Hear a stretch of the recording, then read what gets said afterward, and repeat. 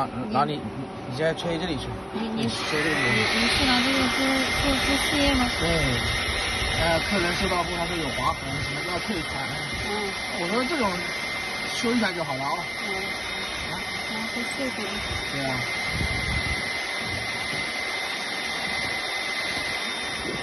好。谢谢。给他拍个特写。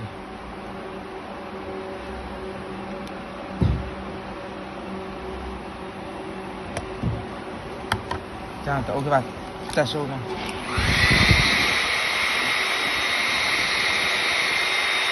你拿着手机里边按着它不动。红青3年嘛。